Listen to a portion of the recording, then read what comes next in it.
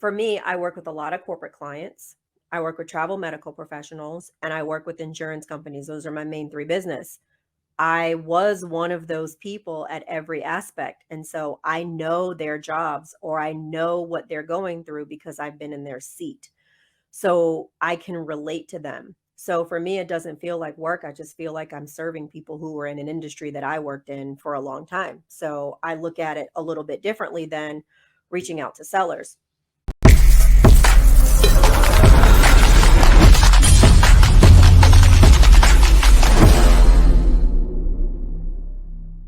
Can you quickly talk about Alejandro and your relationship, your business partnership, and like how that happened? Because I think that is key. That's what I've realized this only recently is I never want to do anything by myself. Skorch The Fears is the last thing I technically do by myself.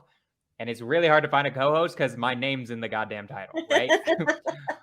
But I want to do nothing by myself anymore. That has been like a thing I learned 3 months ago where I'm like, wow, I've been doing this wholesaling thing by myself. Yeah, I keep the whole pie, but god dang, this would be so much better if I had someone who complemented my strengths, right? Mm-hmm. Can you talk about like how your guys' partnership developed? What do you guys partner on? How that's mutually beneficial, stuff like that? Because I think people should be doing more partnerships, but being smart about it and thinking, who is the right type of person for me, not just who is the person I want to marry, not just the person I want to jump in bed with, right? Like partnership wise. So can you talk about that? Like, how did you guys start your business partnership, and then how did you know it would work well, and how, just go into it. Yeah, absolutely. So the thing with Alejandro, we built a relationship just getting to know each other first. So that was it. Like I'm seeing him in a lot of Zooms, and I know that I hear Pace talk about him all the time. So I can't remember if I reached out to Alejandro or if he reached out to me, but we just started getting to know each other. That was the first thing before we ever talked about anything business wise, etc. Now, if I look at Alejandro, for example, he is very much visionary. He is great. And the other thing is, he gets so much energy from talking to sellers. Like, for example, I had a lead. Now, I'll call agents, by the way, but I don't call sellers, but I will call agents now. And I'm also a licensed agent in my state, even though I do nothing with my license. So I'll call agents. But here was my problem. So I called this agent once and I got them to actually consider hearing something about subto. But then I got scared. And so I called Alejandro because I know, based on my conversations with him, that he talks to a lot of sellers and he likes to do it. And so Alejandro would call me when he needed to know like mechanics of certain things. And then I would call him when I needed him to talk to someone. So like he what hold on, what type of mechanics? Like, what does that mean? So for example, he had a situation where a seller had a home equity line of credit. And so I talked him through how a HELOC works and the draw period and the payback period and all those things. And I knew that because that's how I bought my first 4 houses with my home equity line of credit.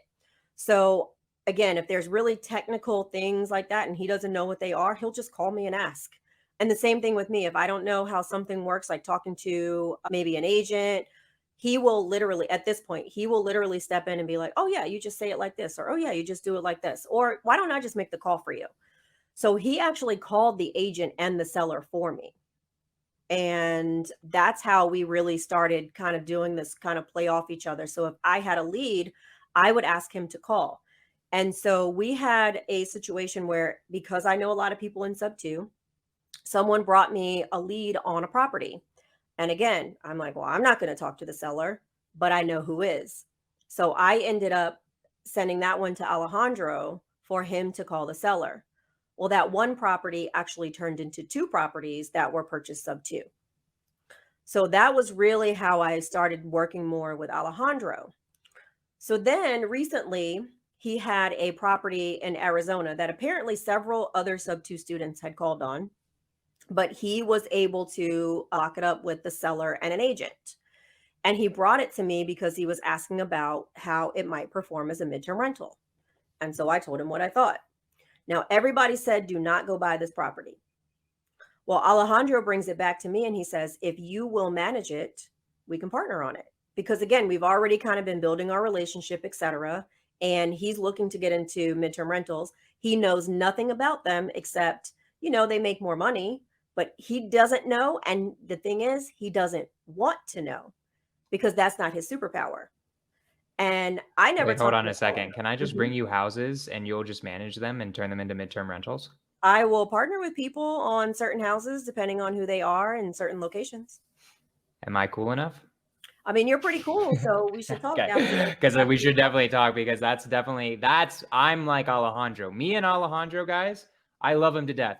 Great human being.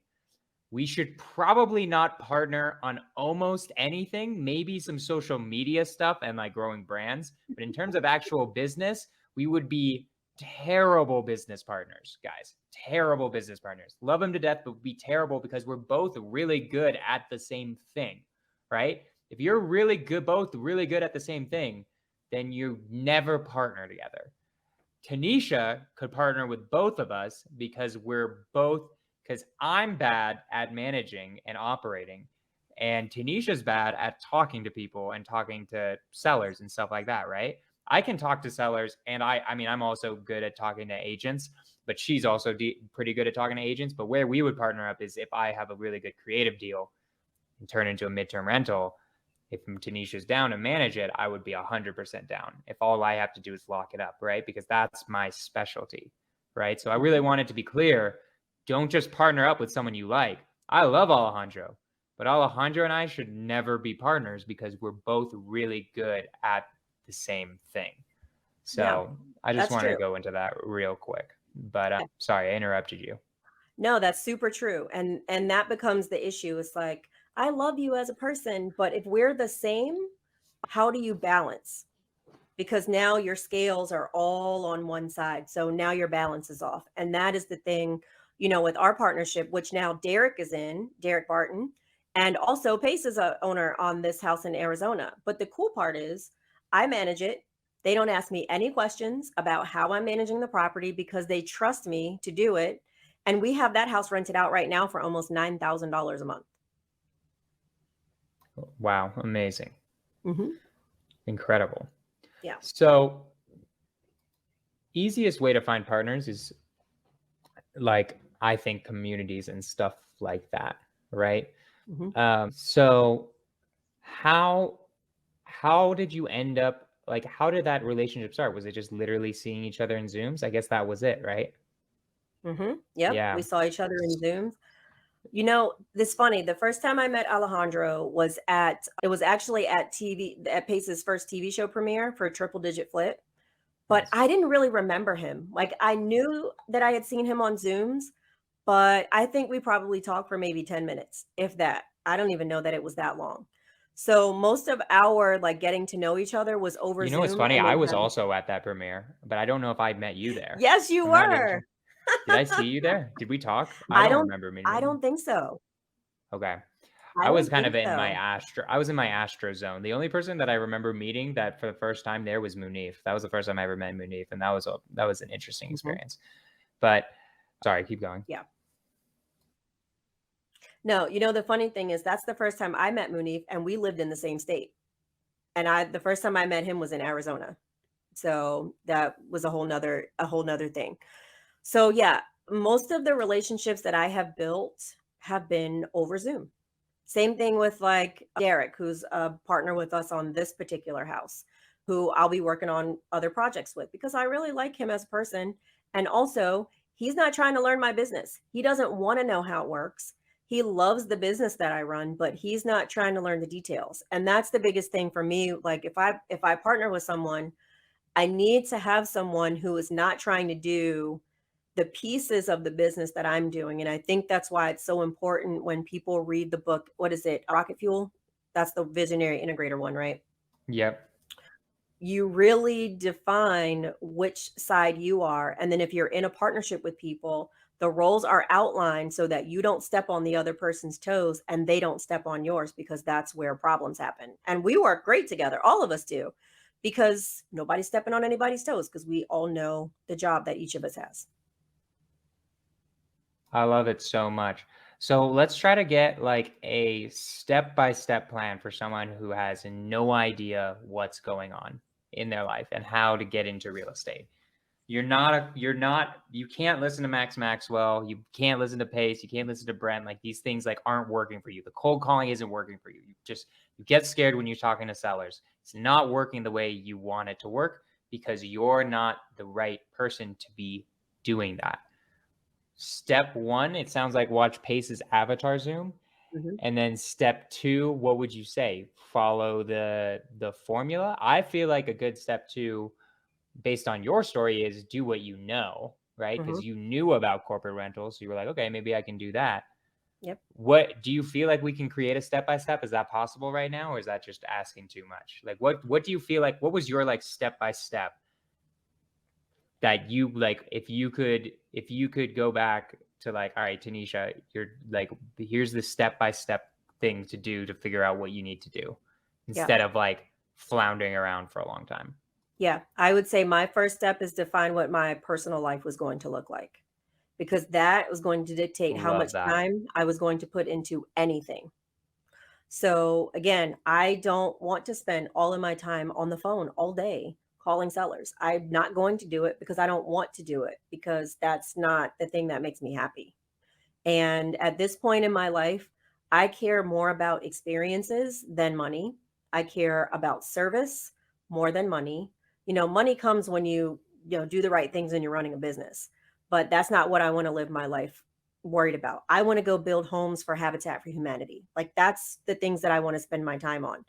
And so once I started really outlining what I wanted my personal life to look like, the business piece really fell in line. And I have been challenged to dream big.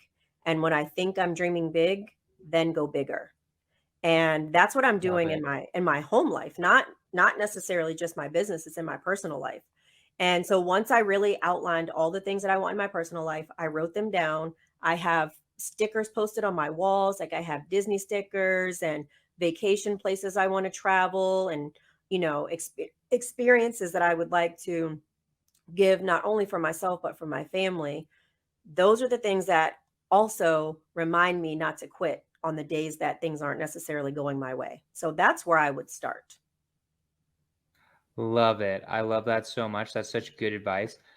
That's like starting with the end in mind. Like, there's a book that's a lot about that. I'm forgetting the name of it, but it's starting with the end in mind. What do you want? Mhm. That's like the most important things, is you got to get to the core issues of what type of life do you want?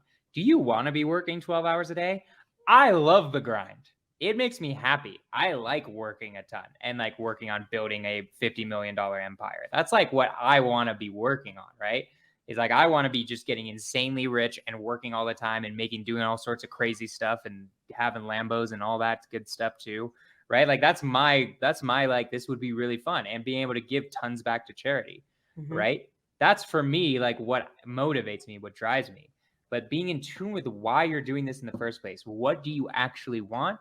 And then creating the business for that, because it is not hard to create like even like a 40K a month income with subto. And like Tanisha, like, I don't know where she's at right now, but she'll have that within 5 years easily, right? Like, easily. Like, she just needs probably like 10 more houses, or like, if that was 9K a month, It's it's not even 3 that more much. houses. Yeah. Yeah, like 3 more houses, maybe. Like, she might already have it. I don't even know, right? But the point is like, it's really not that hard, guys. So you got to start with, what the hell do you actually want? And then, who are you, right? Because what you want will help you decide what business, and then who are you is going to help you decide what part in that business you're going to be, right? Mhm. Tanisha knows she doesn't need to be creating a crazy empire and like doing all that stuff. So why do wholesaling? Wholesaling just creates the base so that you can bring in an insane amount of deals. Why not just be a buyer or just be an operator and partner with people like me, like Alejandro, and just operate everything, right?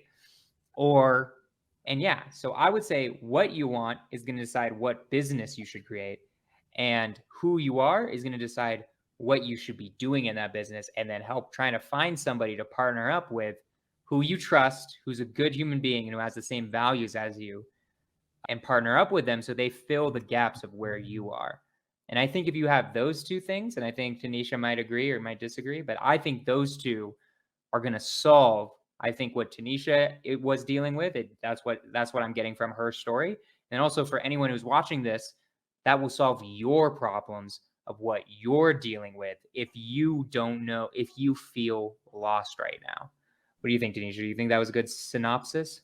I 100% agree with you because it really goes back to, again, our mastermind, which was, including all those things into the recipe for success. What do I want? That's where it started. I told you that's where I really started making the pivot. What do I want? And I really had to sit down and figure that out. And then once I figured out what I want, I had to define who I am. And then the next piece is who can help me to get what I want and how can I bring value back to them? The recipe for success still doesn't fail.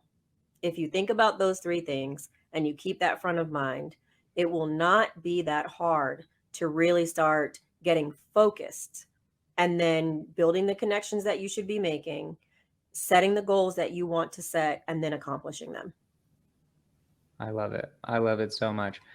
So, what I like about this too is that a lot of people I interview, like, they actually had ways of overcoming certain fears they had. What I like about your story, Tanisha, is like you're probably the first story where it's like you don't need to necessarily overcome every single fear. You can also create a business that makes it where you're just not dealing with the things that you're afraid of. You also just don't, like, if you're afraid of talking to sellers, you just don't need to talk to sellers. Nobody said you had to do that, right? Like, you just don't. Like, you don't at all. I talk to sellers like 2 or 3 times a month just because I'm helping people out, because I used to own a direct to seller business and I'd be really good at direct to seller. But like, I don't need to. I don't even really talk to agents. I just do it because my act managers and all that, right? But it's what brings me joy is talking to people. It's the part that I like. I hate operating. Every time I operate anything, I feel sluggish. I feel like I'm not moving quickly, right? And I bet Tanisha can feel the exact same way when she's trying to talk to people or when she's, but I'm curious to hear, you haven't quite said it. Like, when you're operating those midterm rentals, do you feel energized? Do you feel like it's what you're supposed to be doing?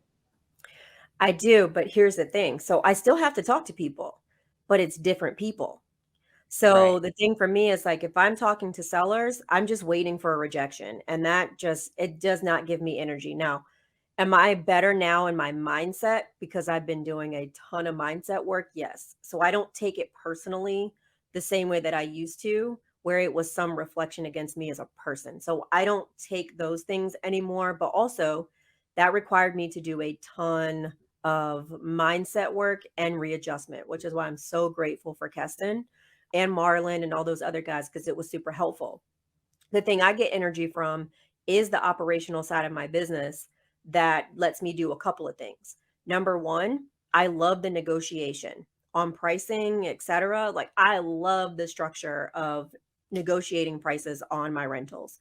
I have not charged the same thing twice every time my prices go up because I get better at negotiating because I'm getting better at learning my business and how I'm serving the people that I'm speaking to on a regular basis. And That's so because interesting. yeah, and because again, remember, for me, I work with a lot of corporate clients. I work with travel medical professionals and I work with insurance companies. Those are my main three business.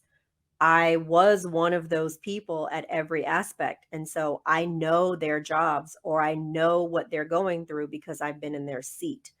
So I can relate to them. So for me, it doesn't feel like work. I just feel like I'm serving people who were in an industry that I worked in for a long time. So I look at it a little bit differently than reaching out to sellers. So for me, I love those conversations. It's great. And then on the back end, I like talking to my guests to figure out why they're staying with me. What is it that brought them to me? Really trying to figure out how I can give them an amazing experience while they're staying with me when they're away from home. Because I used to be that traveler who was away from home for weeks and months at a time. And I know what it felt like to have to go live in a box in a hotel and not have all the things that you want or need or having to spend too much money because you can't be in your home. So those are all things for me that I relate to because I was in that person's seat. So that's the first thing. I do still talk to, people on that end. The other thing for me now too is I actually will talk to agents just because listening to like Alejandro, how he talks to agents and how he talks through deals and really spending more time with Pace And listening to all of you and Subto who are really great closers, I've picked up a lot of confidence over time. So like I just locked up a deal last week with an agent on market on it's a Subto on a VA loan. I'm going to turn that into a midterm rental, and I locked that one up myself because I Oh knew I yeah. was providing value to somebody and I knew I was doing a service for them. So that's the piece I think for me. Honestly, creative, the whole no equity with agents is so goddamn easy. It's like such like grabbing it from candy. I love it so much. It's a great strategy. It's all Kevin Cho does. And that's why he's like absolutely crushing it, because this is like the time to be doing that strategy. Mm-hmm. So Yeah. I love it. Anyways, keep going. Sorry. Yeah. So no, I mean that's pretty much it. Like once I figured out the thing that gives me energy, that's the part that I like. Now, what I will say is there are still parts of the operational side that I should not be doing. So now I'm going through the process of bringing on someone to build out a CRM for me that does what I needed to do in my business. I will be hiring a virtual assistant here soon to take over some of the like admin Let's tasks go. that I shouldn't be doing.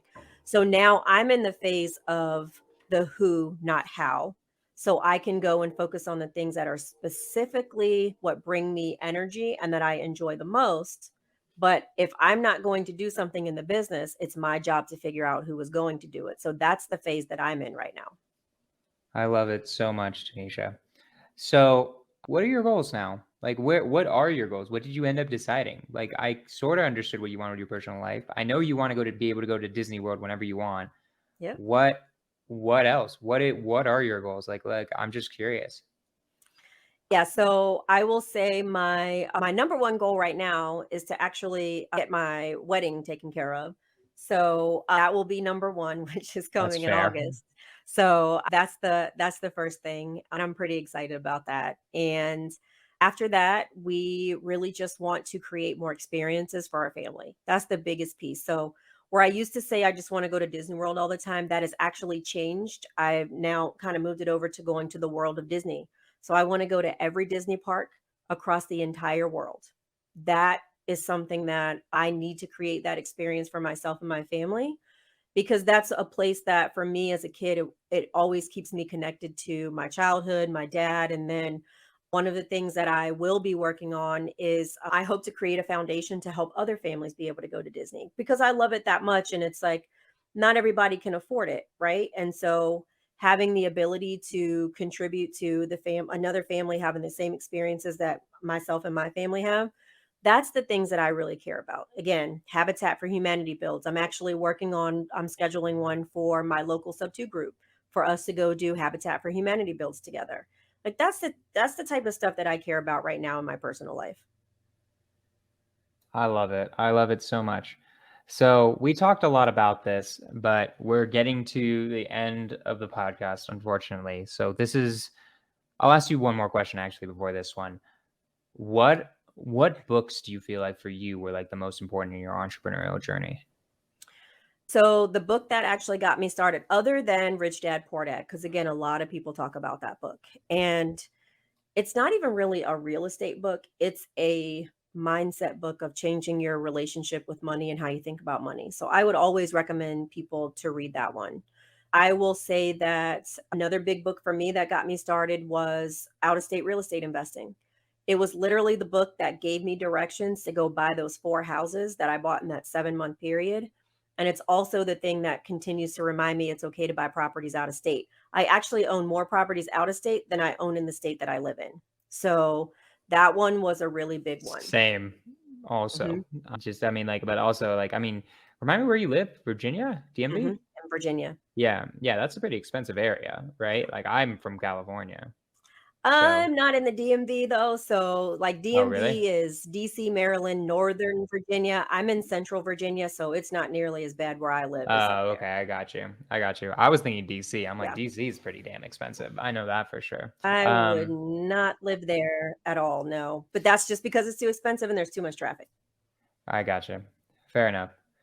Okay, let me ask you the one last question I ask every single guest on the podcast at the very end of the podcast.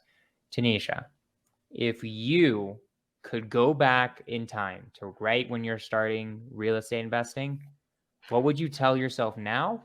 knowing everything that you know now? What will you tell yourself then, and with everything that you know now? I would literally tell myself that I don't have to do it all alone. That's literally the thing I would go back and say is, don't think you have to do everything by yourself, because what happens is, right, we have this whole thing about I have to make all the money, I got to make all the money, and I got to figure out everything out by myself. And if I work with someone else, then what if this and what if that? Screw it. Build relationships, get to know people, and don't do it alone. And honestly, it's not as much fun if you do it by yourself. Right. Gotcha. So like talk about that for a second. Like why that? Why that? Like what about that? I mean, if we think about like, okay, so for example, think about Alejandro and Derek and Pace. Like we're all partners on that house that's in Arizona.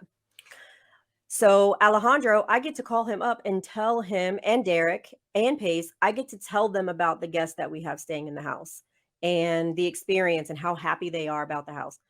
If I own that house by myself, who am I going to tell? Like that's no fun. I And love that. then, because I partner with Derek, I got this great bat in the mail. Like he sends all his partners a bat.